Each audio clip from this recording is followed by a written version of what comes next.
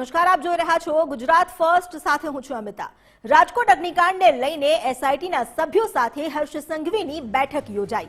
એસઆઈટીના સભ્યો સાથે ગૃહ રાજ્યમંત્રી હર્ષ સંઘવીની આ બેઠક જેના પર સૌની નજર છે।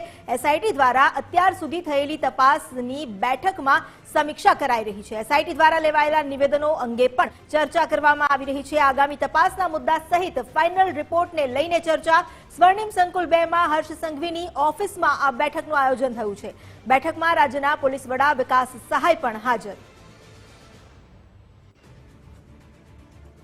હર્ષ સંઘવીની ઓફિસમાં જ આ બેઠકનું આયોજન કરવામાં આવ્યું છે। સ્વર્ણિમ સંકુલ 2 માં યોજાયેલી આ બેઠક જેને લઈને ચહલપહલ પણ વધી ગઈ। અહીં આ બેઠકમાં વિકાસ સહાય સહિતના ઉચ્ચ અધિકારીઓ પણ ઉપસ્થિત છે। પોલીસ વડા વિકાસ સહાય પણ આ તપાસમાં જેટલી પણ અત્યાર સુધીની જાણકારી મળી છે તેને લઈને સમીક્ષામાં સહભાગી થયા। એસઆઈટીના સભ્યો સાથે હર્ષ સંઘવીની આ બેઠક એટલા માટે પણ મહત્વની છે કારણ કે અત્યાર સુધી જેટલી પણ તપાસ થઈ છે, જે પણ તથ્યો સામે આવ્યા છે તેને લઈને સમીક્ષા કરવામાં આવી રહી છે। અમારી સાથે જોડાઈ ગયા છે સંવાદદાતા નિકુંજ જાની। નિકુંજ, આ બેઠક અતિ મહત્વની એટલે પણ માનવી રહી કારણ કે સૌ કોઈની નજર આ મુદ્દે અત્યારે એના પર છે કે સરકાર શું આદેશ આપે છે। અત્યારે જે આ બેઠક યોજાય છે, કોણ કોણ હાજર છે અને જે રિપોર્ટ સોંપવામાં આવ્યો છે, શું લાગી રહ્યું છે, આગળ શું થઈ શકે?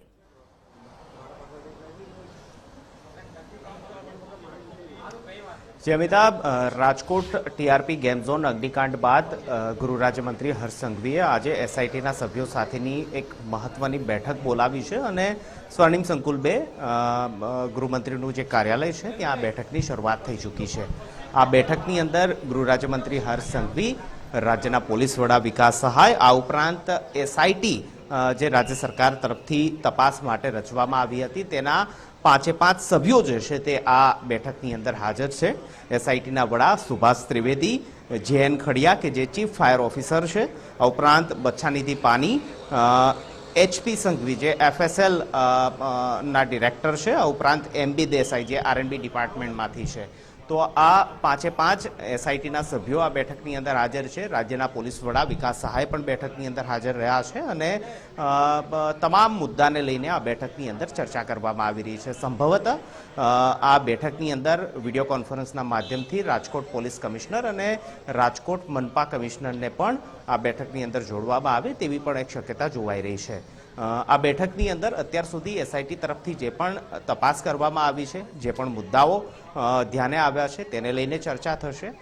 એસઆઈટી તરફથી મહત્વના નિવેદનો આ અગ્નિકાંડ સાથે જોડાયેલા લોકોના લેવામાં આવ્યા છે તો તેની અંગે પણ આ બેઠકની અંદર ચર્ચા થશે। એસઆઈટી તરફથી 2021થી 2024 સુધી આ ગેમ ઝોન સંબંધિત જે પણ ડોક્યુમેન્ટ હોય તે ડોક્યુમેન્ટ સીઝ કર્યા છે, તેની તલસ્પર્શીય તપાસ જે છે તે એસઆઈટી તરફથી કરવામાં આવી છે તો તેને લઈને પણ આ બેઠકની અંદર મહત્વની ચર્ચા થશે। સીટ રચવા પાછળનું મુખ્ય કારણ જે છે તે તપાસ માટેનું પણ છે, પરંતુ તેની સાથે સીટ એક્શન ટેકન રિપોર્ટ પણ આપશે। એટલા માટે કારણ કે રાજ્યની અંદર હવે પછી આ પ્રકારની ઘટનાઓ ન બને તે માટે પણ એસઆઈટી તરફથી સૂચનો જે છે તે રજૂ કરવામાં આવતા હોય છે। તો આ કેસની અંદર પણ એક્શન ટેકન રિપોર્ટ પણ એસઆઈટી તરફથી રજૂ કરવામાં આવશે, પરંતુ પ્રાઇમરી રિપોર્ટ જે છે તે રાજ્ય સરકારને સુપરત કર્યા બાદ જે સમગ્ર રિપોર્ટ હવે એસઆઈટી બનાવવા જઈ રહી છે, જે 10 દિવસનો સમય આપવામાં આવ્યો હતો, તો તેને લઈને આજની બેઠકની અંદર પણ મહત્વની ચર્ચા થશે। સંભવતઃ આ બેઠક બાદ એસઆઈટીના વડા સુભાષ ત્રિવેદી અથવા તો ગૃહ રાજ્યમંત્રી હર્ષ સંઘવી તરફથી એક પ્રેસ કોન્ફરન્સ પણ કરવામાં આવે તેવી પણ એક શક્યતા જોવાઈ રહી છે, પરંતુ આ બેઠક હાલ શરૂ થઈ ચૂકી છે। બેઠક પૂર્ણ થયા બાદ વધુ ખ્યાલ આવશે કે કયા મુદ્દાને લઈને આ બેઠકની અંદર ચર્ચા કરવામાં આવી છે અને ખાસ કરી જે પ્રાઇમરી રિપોર્ટ એસઆઈટી તરફથી રાજ્ય સરકારને સોંપવામાં આવ્યો છે તે પ્રાઇમરી રિપોર્ટની અંદર આગ લાગવા પાછળ અને આગ જેવી ઘટના બનવા પાછળ કયા કારણો અને કયા વ્યક્તિઓ, કયા અધિકારીઓ જવાબદાર હતા તેની બાબતની પણ સ્પષ્ટતા થાય તેવી શક્યતા જોવાઈ રહી છે। જી, આભાર આપનો જાણકારી આપવા માટે। તો આજે બેઠક યોજાઈ છે, બેઠક શરૂ થઈ ચૂકી છે। બેઠક પૂર્ણ થયા બાદ સંભવતઃ હર્ષ સંઘવી તેમજ અધિકારીઓ એક પત્રકાર પરિષદ કરીને તેની જાણકારી આપી શકે તેવી પણ સંભાવના છે।